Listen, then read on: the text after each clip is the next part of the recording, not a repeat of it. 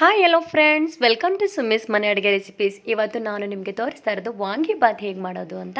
ತುಂಬಾ ಟೇಸ್ಟಿಯಾಗಿದೆ. ಬದನೆಕಾಯಿ ಇಷ್ಟಪಡ್ದಿರೋರು ಕೂಡ ಇಷ್ಟಪಟ್ಟು ತಿಂತಾರೆ. ಟ್ರೈ ಮಾಡಿ ನೋಡಿ. ಇಲ್ಲಿ ನಾನು 7 ಬ್ರಿಂಜಾಲ್ನ ತೊಳೆದಿಟ್ಕೊಂಡಿದ್ದೀನಿ. ನೀವು ಗುಂಟು ಬದನೆಕಾಯಿ ಬರುತ್ತಲ್ಲ ಅದನ್ನು ಕೂಡ ಮಾಡ್ಬೋದು.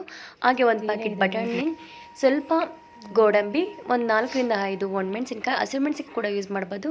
ಹಾಗೆ ನಾನಿಲ್ಲಿ MTR ವಾಂಗಿಬಾತ್ ಮಸಾಲ ಪೌಡ್ರನ್ನ ಯೂಸ್ ಮಾಡ್ತಾಯಿದ್ದೀನಿ. ಹಾಗೆ ಒಂದು ಈರುಳ್ಳಿನ ಕಟ್ ಮಾಡಿ ಇಟ್ಕೊಂಡಿದ್ದೀನಿ. ಒಂದು 5ರಿಂದ 6 ಬೆಳ್ಳುಳ್ಳಿ ಹೆಸಳು, ಸ್ವಲ್ಪ ಶುಂಠಿ, ಕರ್ಬೇವಿನ ಸೊಪ್ಪು, ಒಂದು ಟೊಮ್ಯಾಟೊ ಹಚ್ಚಿಟ್ಕೊಂಡಿದ್ದೀನಿ. ನೀವು ಟೊಮ್ಯಾಟೊ ಬೇಡ ಅಂದರೆ ಸ್ಕಿಪ್ ಮಾಡ್ಬೋದು, ಜಸ್ಟ್ ಹುಣಸೆ ರಸ ಯೂಸ್ ಮಾಡ್ಬೋದು. ಹಾಗೆ ಒಗ್ಗರಣೆಗೆ ಕಡಲೆಬೇಳೆ, ಉದ್ದಿನಬೇಳೆ, ಕಡಲೆಬೀಜ, ಸಾಸಿವೆ, ಅರಿಶಿನ ಪುಡಿ ಹಾಗೂ ಇಂಗು. ಈಗ ಸ್ಟವ್ ಮೇಲೆ ನಾನು ಪ್ಯಾನ್ನ ಇಟ್ಕೊಂಡು ಅದಕ್ಕೆ ಒಂದು 4 ಸ್ಪೂನಷ್ಟು ಎಣ್ಣೆನ ಹಾಕ್ಕೊಳ್ತಾ ಇದ್ದೀನಿ. ವಾಂಗಿಬಾತ್, ಪುಳಿಯೋಗರೆ, ಚಿತ್ರಾನ್ನ ಇದಕ್ಕೆಲ್ಲ ಎಣ್ಣೆ ಸ್ವಲ್ಪ ಜಾಸ್ತಿನೇ ಬೇಕಾಗುತ್ತೆ. ನಿಮ್ಗೆ ಇನ್ನೂ ಸ್ವಲ್ಪ ಎಕ್ಸ್ಟ್ರಾ ಬೇಕು ಅಂದರೆ ಇನ್ನೊಂದು ಸ್ಪೂನ್ ಎಕ್ಸ್ಟ್ರಾ ಆ್ಯಡ್ ಮಾಡ್ಕೊಳ್ಳಿ, ಇಲ್ಲ ಕಡಿಮೆ ಬೇಕು ಅಂದರೆ 1 ಸ್ಪೂನ್ನ ಲೆಸ್ ಮಾಡ್ಕೊಳ್ಳಿ. ಈಗ ಎಣ್ಣೆ ಕಾದಿದೆ. ಎಣ್ಣೆ ಕಾದ್ಮೇಲೆ ನಾನು ಸಾಸಿವೆನ ಹಾಕ್ಕೊಳ್ತಾ ಇದ್ದೀನಿ. ಒಂದು ಅರ್ಧ ಸ್ಪೂನಷ್ಟು ಸಾಸಿವೆನ ಹಾಕ್ಕೊಂಡು ಅದು ಚಿಟಪಟ ಅಂತ ಸಿಡಿದ ಮೇಲೆ ಅದಕ್ಕೆ ಈಗ ಕಡಲೆ ಬೀಜ ಅಂದರೆ ಪೀನಟ್ನ ಹಾಕ್ಕೊಂಡು ಫ್ರೈ ಮಾಡ್ಕೊಳ್ತಾ ಇದ್ದೀನಿ. ಪೀನಟ್ ಜೊತೆಗೆ ಗೋಡಂಬಿ ಕೂಡ ಸೇರಿಸ್ಕೊಳ್ಬೋದು. ಗೋಡಂಬಿ ನೀವು ಇನ್ನೂ ಸ್ವಲ್ಪ ಎಕ್ಸ್ಟ್ರಾ ಕೂಡ ಆ್ಯಡ್ ಮಾಡಿಕೊಂಡ್ರೆ ಚೆನ್ನಾಗಿರುತ್ತೆ. ಸೊ ಈಗ ನಾನು ಪೀನಟ್ ಮತ್ತು ಗೋಡಂಬಿನ ಚೆನ್ನಾಗಿ ಫ್ರೈ ಮಾಡ್ಕೊಂಡಾದ್ಮೇಲೆ ಅದಕ್ಕೆ ನಾನೀಗ ಕಡಲೆಬೇಳೆನ ಹಾಕ್ಕೊಂಡೆ. ನನಗೆ ಕಡಲೆಬೇಳೆ ಅಂದರೆ ತುಂಬ ಇಷ್ಟ, ಹಾಗಾಗಿ 2 ಸ್ಪೂನ್ ಎಕ್ಸ್ಟ್ರಾ ಹಾಕ್ಕೊಂಡಿದ್ದೀನಿ. ಮತ್ತು ಅದ್ರ ಜೊತೆಗೆ ಉದ್ದಿನಬೇಳೆ ಕೂಡ ಹಾಕ್ಕೊಂಡು ಫ್ರೈ ಮಾಡ್ಕೊಳ್ತಾ ಇದ್ದೀನಿ. ಇದು ಬ್ರೌನ್ ಕಲರ್ ಟರ್ನ್ ಆದಮೇಲೆ ಇದಕ್ಕೆ ನಾವೀಗ ಇನ್ನು ಉಳಿದಿದ್ದ ಐಟಮ್ಸು ಅಂದರೆ ಬೆಳ್ಳುಳ್ಳಿ ಮತ್ತು ಶುಂಠಿ, ಆಗಲೇ ನಾನು ಸುಮ್ಮನೆ ಹಾಗೆ ತೋರಿಸಿದೆ. ಈಗ ಅದನ್ನು ಜಜ್ಜಿ ಹಾಕ್ಕೊಂಡಿದ್ದೀನಿ. ಬೆಳ್ಳುಳ್ಳಿ ಮತ್ತು ಶುಂಠಿ ನೀವು ಹಾಕ್ಕೊಂಡ್ರೆ ಹಾಕೋಬೋದಿಲ್ಲ, ಸ್ಕಿಪ್ ಮಾಡ್ಬೋದು. ಜೊತೆಗೆ ಈರುಳ್ಳಿ, ಕರ್ಬೇವಿನ ಸೊಪ್ಪು, ಒಣಮೆಣಸಿನ್ಕಾಯಿ, ನಾನು ಆಗಲೇ ಹೇಳ್ದಂಗೆ ನೀವು ಹಸಿಮೆಣಸಿನ್ಕಾಯಿ ಕೂಡ ಯೂಸ್ ಮಾಡ್ಬೋದು. ಇದನ್ನೆಲ್ಲ ಹಾಕ್ಕೊಂಡು ಚೆನ್ನಾಗಿ ಫ್ರೈ ಮಾಡ್ಕೊಳ್ಳಿ. ಸೊ ಫ್ರೆಂಡ್ಸ್, ಯಾರು ಹೊಸದಾಗಿ ನನ್ನ ಚಾನಲ್ನ ನೋಡ್ತಾ ಇದ್ದೀರಾ ದಯವಿಟ್ಟು ಸಬ್ಸ್ಕ್ರೈಬ್ ಮಾಡ್ಕೊಳ್ಳಿ.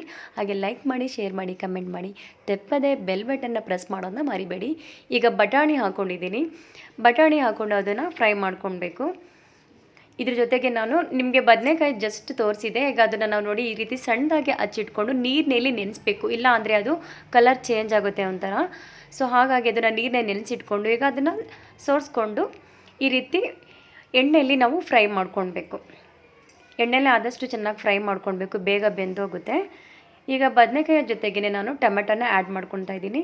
ನಾನು ನಿಮಗೆ ಮೊದಲೇ ಹೇಳಿದ್ದೀನಿ ಫ್ರೆಂಡ್ಸ್, ನೀವು ಟೊಮೆಟೊನ ಸ್ಕಿಪ್ ಮಾಡ್ಕೊಳ್ಬೋದು, ಇಲ್ಲಾಂದರೆ ಹಾಕ್ಕೊಳ್ಬೋದು, ಏನೂ ಆಗೋಲ್ಲ, ಚೆನ್ನಾಗಿರುತ್ತೆ ಟೇಸ್ಟು. ಒಂದೊಂದು ಸೈಡ್ ಒಂದೊಂದು ಥರ ಮಾಡ್ತಾರೆ. ಈ ರೀತಿ ನಮ್ಮ ಸೈಡ್ ಮಾಡೋದು ನಮ್ಮ ಅತ್ತೆ ಎಲ್ಲ, ಹಾಗಾಗಿ ನಾನು ಇದನ್ನು ಯೂಸ್ ಮಾಡ್ತಿದ್ದೀನಿ. ಮತ್ತು ನಾನೀಗ ಇದಕ್ಕೆ ಸ್ವಲ್ಪ ಅರಿಶಿನ ಪುಡಿ ಮತ್ತು ಸಾಲ್ಟನ್ನ ಸೇರಿಸ್ಕೊಂಡಿದ್ದೀನಿ. ನಾವು ಆಲ್ರೆಡಿ ಅನ್ನಕ್ಕೂ ಕೂಡ ಹಾಕ್ಕೊಂಡಿರ್ತೀವಿ. ಈಗ ನೋಡಿಕೊಂಡು ನಾವು ಸಾಲ್ಟನ್ನ ಆ್ಯಡ್ ಮಾಡ್ಕೊಳ್ಬೇಕು. ಈಗ ಎಲ್ಲ ಐಟಮ್ಸ್ ಹಾಕಿದ್ಮೇಲೆ ಚೆನ್ನಾಗಿ ನಾವು ಫ್ರೈ ಮಾಡ್ಕೊಳ್ಬೇಕಲ್ವ. ಸೊ ಬದನೆಕಾಯಿ ಸ್ವಲ್ಪ ಬೇಯಬೇಕು ಅಂದ್ಬಿಟ್ಟು ಈಗ ಲಿಡ್ನ ಕ್ಲೋಸ್ ಮಾಡಿದ್ದೀನಿ. 1 ಮಿನಿಟ್ 2 ಮಿನಿಟ್ ಆದಮೇಲೆ ನಾವು ಆಗಾಗ ಈ ರೀತಿ ಓಪನ್ ಮಾಡಿ ತಿರುಗಿಸ್ಕೊಳ್ಬೇಕು. ಸೊ ಈ ರೀತಿ ತಿರುಗಿಸ್ಕೊಂಡಿಲ್ಲ ಅಂದರೆ ಅದು ತಳ ಹಿಡಿದ್ಬಿಟ್ರೆ ಕಷ್ಟ, ಇಲ್ಲ ಅಂದರೆ ಒಂದು ಕಡೆ ಸ್ಮೆಲ್ ಬಂದುಬಿಡುತ್ತೆ. ಹಾಗಾಗಿ ಆಗಾಗ ತಳ ಹಿಡಿದಂಗೆ ಸ್ವಲ್ಪ ತಿರುಗುತ್ತಾ ಕ್ಲೋಸ್ ಮಾಡ್ಕೊಳ್ಬೇಕು. ಲಿಡ್ನ ಸ್ವಲ್ಪ ಹೊತ್ತು ಕ್ಲೋಸ್ ಮಾಡಿ ಹಾಗೆ ಅದನ್ನು 1 ಮಿನಿಟ್ ಆದಮೇಲೆ ಓಪನ್ ಮಾಡೋದು. 2 to 3 ಟೈಮ್ಸ್ ಇದೇ ರೀತಿ ಮಾಡಿ ಇದ್ದೀನಿ. ಈಗ ಬದನೆಕಾಯಿ ಆಲ್ಮೋಸ್ಟ್ ಒಂದು 3/4 ಭಾಗ ಬೆಂದಿದೆ. ಸೊ ಈಗ ಅದಕ್ಕೆ ನಾನು ಹುಣಸೆ ರಸನ ಆ್ಯಡ್ ಮಾಡ್ತಾಯಿದ್ದೀನಿ. ಅದು ತಿರುಳನ್ನ ನೀವು ಜಸ್ಟು ಬಿಸಾಡಬೇಕು, ಜಸ್ಟ್ ನೀರಿರುತ್ತಲ್ವ ಅದನ್ನು ಮಾತ್ರ ಆ್ಯಡ್ ಮಾಡ್ಕೊಳ್ಬೇಕು. ಈಗ ನಾನು ಪೌಡರ್ನ ಹಾಕ್ಕೊಳ್ತಾ ಇದ್ದೀನಿ. ವಾಂಗಿಬಾತ್ ಪೌಡರ್ ಇತ್ತಲ್ವ ಅದನ್ನು ಹಾಕ್ಕೊಳ್ತಾ ಇದ್ದೀನಿ. ಒಂದೊಂದು ಪೌಡರ್ ಒಂದೊಂದು ಥರ ಇರುತ್ತೆ, ಒಂದೊಂದು ತುಂಬಾ ಖಾರ ಇರುತ್ತೆ, ಸ್ಪೈಸಿ ಆಗಿರುತ್ತೆ. ಕೆಲವೊಂದು ಪ್ಯಾಕೆಟಲ್ಲಿ ನಾವು ಎಷ್ಟೇ ಪೌಡ್ರ್ ಹಾಕಿದ್ರೂ ಖಾರ ಬರೋಲ್ಲ. ಆಗ ನೀವು ಚಿಲ್ಲಿ ಪೌಡ್ರನ್ನ ಆ್ಯಡ್ ಮಾಡ್ಕೊಳ್ಬೋದು. ಸೊ ಒಗ್ಗರಣೆಗೆ ನಾವು ಹಸಿಮೆಣಸಿಗೆ ಕೂಡ ಯೂಸ್ ಮಾಡ್ಕೊಳ್ಬೋದು ಅಂತ ಹೇಳಿದ್ನಲ್ಲ, ಅದರಲ್ಲೇ ಸಾಕಾಗುತ್ತೆ ಖಾರ, ನಮಗೆ ಎಷ್ಟು ಬೇಕು ಅಷ್ಟನ್ನು ನೋಡಿ ಹಾಕ್ಕೊಳ್ಳಿ. ಸೊ ಈಗ ನಾವು ಇದಕ್ಕೆ ಸ್ವಲ್ಪ ನೀರನ್ನೇ ಆ್ಯಡ್ ಮಾಡ್ಕೊಳ್ಳೋಣ, ಯಾಕಂದರೆ ಬರೀ ಗೊಜ್ಜಿದ್ರೆ ಅಷ್ಟು ಇದಿರಲ್ಲ. ಅದಕ್ಕೋಸ್ಕರ ನಾನು 1-2 ಬಟ್ಲಷ್ಟು ನೀರನ್ನ ಹಾಕ್ಕೊಳ್ತಾ ಇದ್ದೀನಿ. ಯಾಕಂದರೆ ಗೊಜ್ಜು ನಮಗೆ ಅನ್ನಕ್ಕೆ ಕಲಿಸೋದಕ್ಕೆ ಬೇಕು ಮತ್ತು ಬಾಕ್ಸ್ಗೂ ಬೇಕಲ್ವ, ಹಾಗಾಗಿ. ಸೊ ಇದನ್ನು ಹಾಕ್ಕೊಂಡು ಚೆನ್ನಾಗಿ ಈಗ ಒಂದು ರೌಂಡ್ ತಿರುಗಿಸ್ಕೊಳ್ಳೋಣ. ಆಲ್ಮೋಸ್ಟ್ ಈಗ ಗೊಜ್ಜು ರೆಡಿ ಆಯಿತು. ಸೊ ಇಷ್ಟೇ ಫ್ರೆಂಡ್ಸ್, ಇಷ್ಟು ಸಿಂಪಲ್ಲಾಗಿ ವಾಂಗಿಬಾತ್ ಗೊಜ್ಜನ್ನ ನಾವು ರೆಡಿ ಮಾಡ್ಕೊಳ್ಬೋದು. ನಾವು ಇದನ್ನು ಒಂದು ಬಟ್ಲಿಗೆ ಸಪ್ರೇಟಾಗಿ ಎತ್ತಿಟ್ಕೊಂಡು ನಮ್ಗೆ ಎಷ್ಟು ಬೇಕೋ ಅಷ್ಟು ಗೊಜ್ಜನ್ನ ಅನ್ನ ಹಾಕ್ಕೊಂಡು ತಿರುಗಿಸ್ಕೊಳ್ಳೋಣ. ಈ ರೀತಿ ನಾವು ತಿರುಗಿಸ್ಕೊಂಡು ಅದನ್ನು ಸರ್ವ್ ಮಾಡ್ಕೊಳ್ಳೋಣ. ಒಂದು ಪ್ಲೇಟ್ಗೆ ಈಗ ಸರ್ವ್ ಮಾಡ್ಕೊತಾ ಇದ್ದೀನಿ. ಸೊ ಹೇಗಿತ್ತು ಅಂತ ನನ್ನ ಒಂದು ಕಮೆಂಟ್ ಸೆಕ್ಷನಲ್ಲಿ ಕಮೆಂಟ್ ಮಾಡಿ ತಿಳಿಸಿ. ಹಾಗೆ ಮತ್ತೊಮ್ಮೆ ನಾನು ರಿಕ್ವೆಸ್ಟ್ ಮಾಡ್ತಿದ್ದೀನಿ, ಪ್ಲೀಸ್ ಸಬ್ಸ್ಕ್ರೈಬ್ ಮಾಡ್ಕೊಳ್ಳಿ ನನ್ನ ಒಂದು ಚಾನಲ್ನ. ಹಾಗೆ ಲೈಕ್ ಮಾಡಿ, ಶೇರ್ ಮಾಡಿ, ಕಮೆಂಟ್ ಮಾಡಿ. ತಪ್ಪದೆ ಬೆಲ್ ಬಟನ್ನ ಪ್ರೆಸ್ ಮಾಡೋದನ್ನ ಮರಿಬೇಡಿ. Thanks for watching my channel.